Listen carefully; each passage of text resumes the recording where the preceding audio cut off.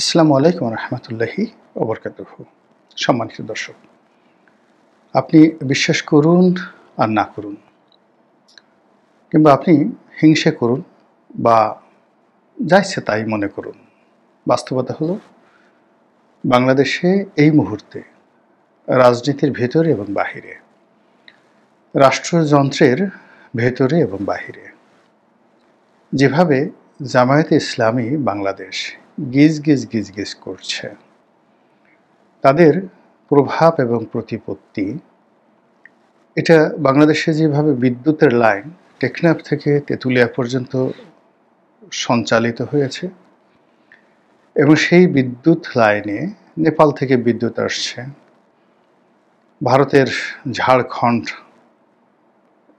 যে প্রকল্প রয়েছে আদানির উড়িষ্যা রাজ্যে, সেখান থেকে যেভাবে সঞ্চালন লাইনের মাধ্যমে বিদ্যুৎ আসছে, অথবা ধরুন কাপ্তাই, অথবা অন্য কোনো প্রজেক্ট, মানে সারা বাংলাদেশে যে বিদ্যুৎ বিতরণ ব্যবস্থার যে সঞ্চালন লাইন, বিদ্যুৎ টেকনাফ থেকে আসুক আর তেঁতুলিয়া থেকে আসুক, কিন্তু এটা যিনি বা যারা এটার পরিচালক, তাদের ইচ্ছে মতো সারা বাংলায় ছড়িয়ে পড়ছে।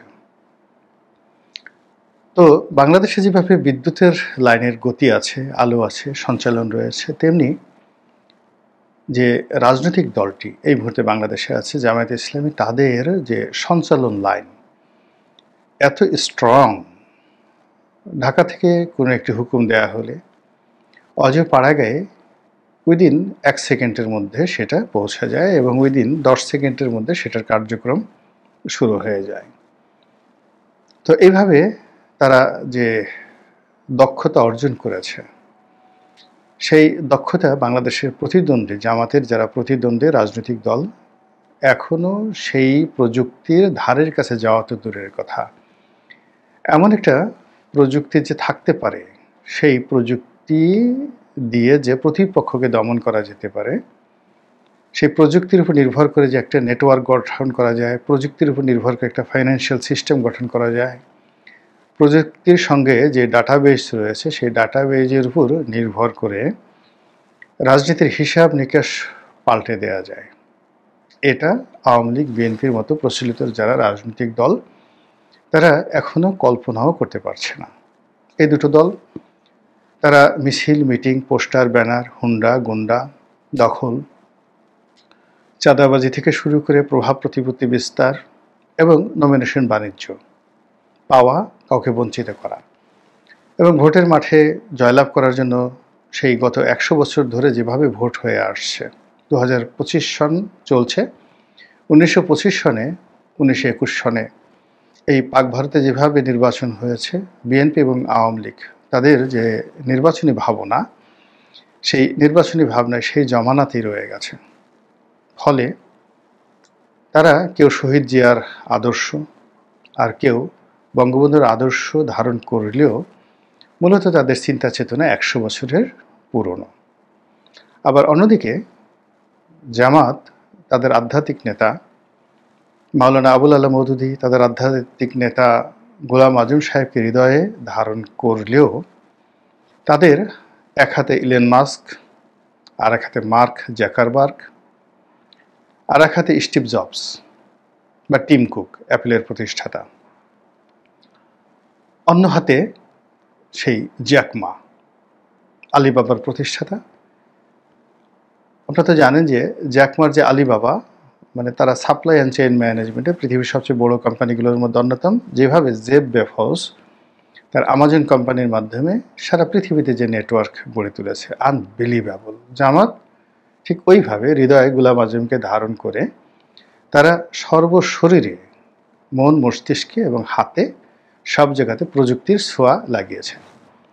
যেখানে তাদের ইলিয়াস দরকার, যেখানে পিনাকি দরকার, যেখানে কনক দরকার, যেখানে আরও নাম নিলাম না, বাংলাদেশের মধ্যে যাকে যাকে যেভাবে দরকার ওভাবে তারা তার মুখ দিয়ে সে কথাগুলো বলিয়ে নিচ্ছে এবং একজনের পেছনে আরেকজনকে লাগিয়ে দিচ্ছে।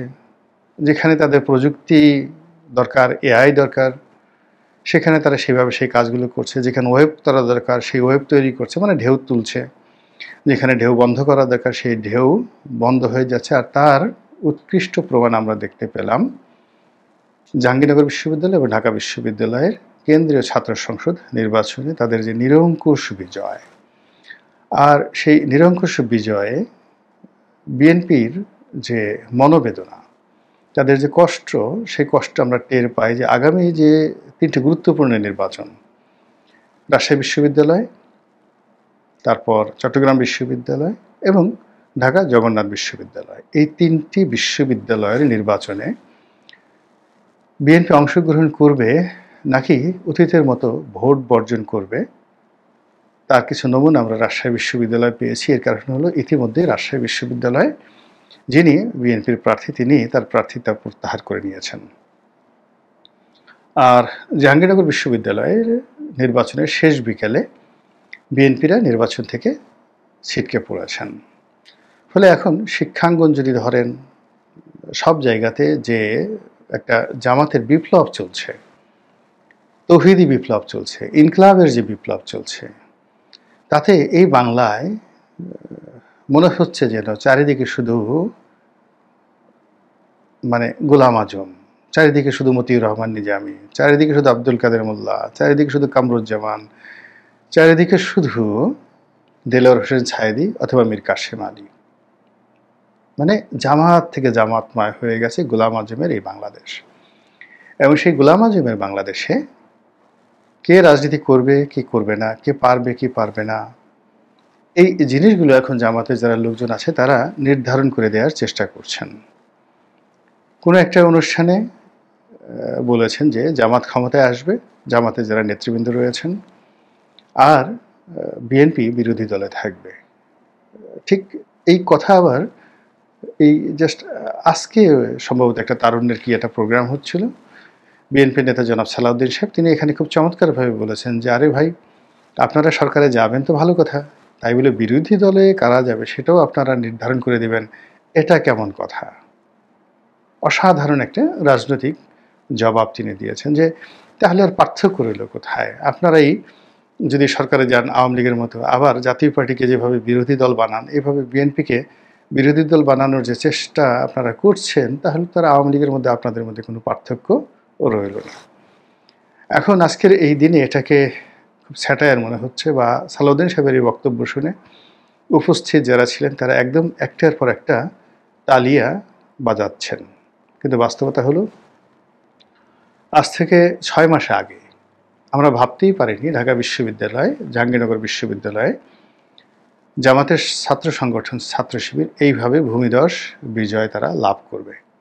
কিন্তু আজকের দিনে আমরা শুনতে পাচ্ছি, এই 6 মাস পরে আমরা শুনতে পাচ্ছি যে জামাত সরকার গঠন করবে আর সংসদে বিরোধী দল থাকবে বিএনপি। জামাতের নেতারা এই দাবি করছেন, আর বিএনপির লোকজন এটাকে ঠাট্টার ছলে মূলত তারা যে বক্তব্যটা শুনছেন, আর এই যে বক্তব্য, সেই বক্তব্যে তারা প্রতিক্রিয়া দিচ্ছেন, এটাই হলো জামাতের সবচেয়ে লাভজনক একটা বিষয়।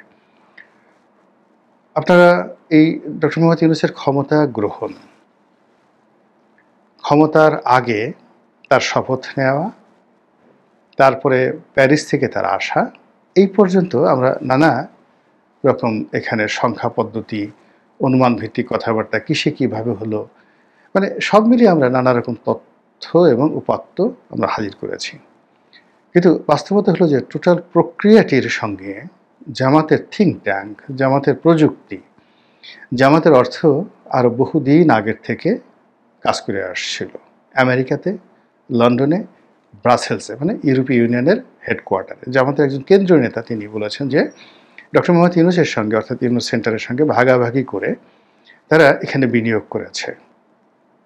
ইউরোপে যে লবিস্ট ফার্মগুলো আছে, আমেরিকাতে যে লবিস্ট ফার্মগুলো আছে, শেখ হাসিনা সরকারের বিরুদ্ধে এই কথাগুলো চলে আসছে।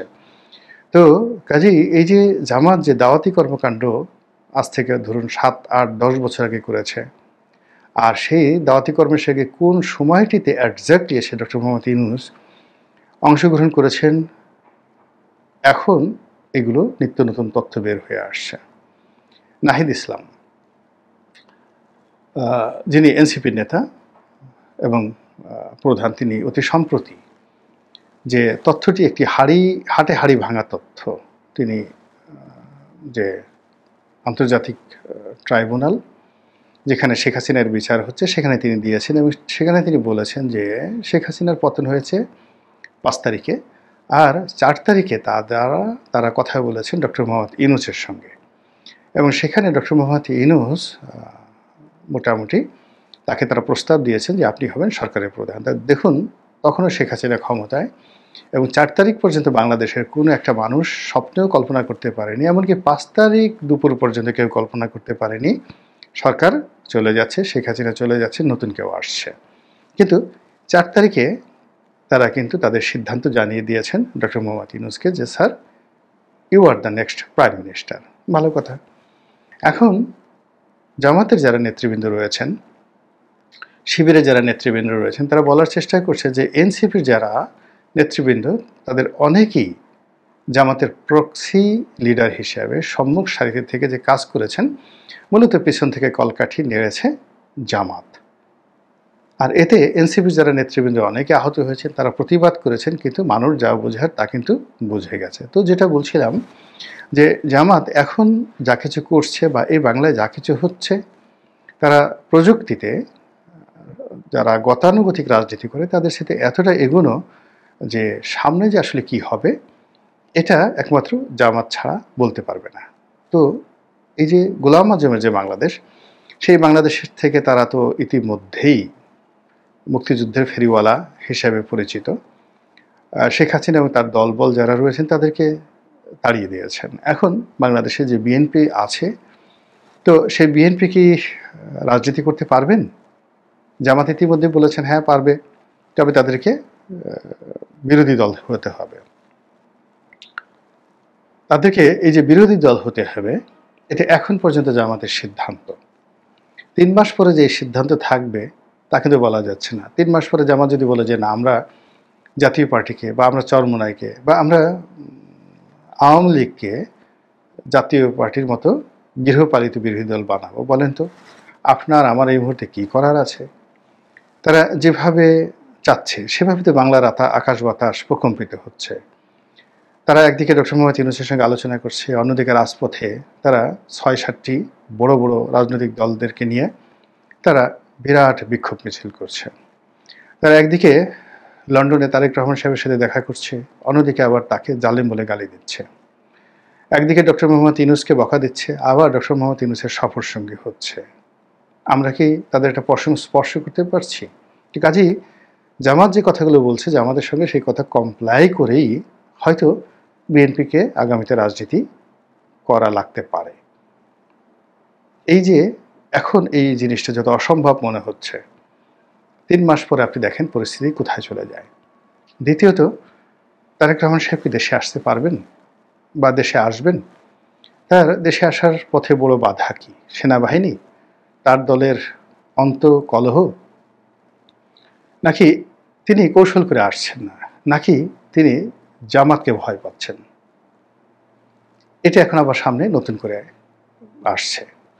দ্বিতীয়ত হলো যে তারেক রহমান সাহেব যদি আসেন, জামাতের প্রতিক্রিয়া কি হবে? জামাত কি তাকে খুব সুন্দরভাবে গ্রহণ করবেন? তাকে উন্মুক্তভাবে রাজনীতি করতে দেবেন, নাকি তাকে আবার কোনো যাকে বলা হয় এমন একটা বিপদের মধ্যে ফেলে দিবেন যে বিপদ 21শে আগস্টের গ্রেনেড হামলার চাইতেও ভয়াবহ হয়ে যাবে, এবং সেখানে ঘটনা ঘটবে, কিন্তু সমস্ত দায় গিয়ে বিএনপির উপর পড়বে, তারেক জিয়ার উপরে পড়বে। এরকম ঘটনা যে ঘটবে না আপনি কি করে বলতে পারেন বলেন? তো সব মিলিয়ে রাজনীতির এই যে একটা জটিল মুহূর্ত, সেই মুহূর্ত যেভাবে জামাত ন্যারেটিভ তৈরি করে ফেলছে, যার কারণে এখন অনেকে আমাদের মতো মানুষ যারা বলতে বাধ্য হচ্ছে এই গোলাম আজমের বাংলাদেশে তারেক রহমানের কি হবে, বিএনপির কি হবে। আল্লাহ আমাদের সবাইকে হিদায়াত দান করুন এবং হেফাজত করুন। আসসালামু আলাইকুম ওয়া রাহমাতুল্লাহি ওয়া বারাকাতুহু।